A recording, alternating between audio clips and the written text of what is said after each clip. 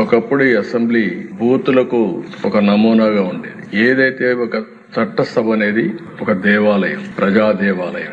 ఇక్కడ ప్రజా సమస్యల్ని పరిష్కారం చేయడమే కాకుండా భవిష్యత్తులో ఏం చేయాలన్నా దానికి అనుకూలమైనటువంటి చట్టాలను తయారు చేసే సభ. ఒక పబ్లిక్ పాలసీ గాని ప్రాపర్ గా ఉంటే ఆ దేశ భవిష్యత్తే మారిపోయే పరిస్థితి వస్తుంది. అలాంటి చట్టసభలో చర్చలు జరగకుండా ప్రతిరోజు మనం చూసేవాళ్ళం. గడానికి ఉండే వాళ్ళందరం బాధితులమే. అలాంటి సమస్యలు చూసాం ఈ సభలో. ఇప్పుడు మీరు ఇంకొక స్టెప్ ముందుకెళ్లి ఇంతవరకు యువతలో చట్టసభల పైన ఒక మంచి సదభిప్రాయం లేదు.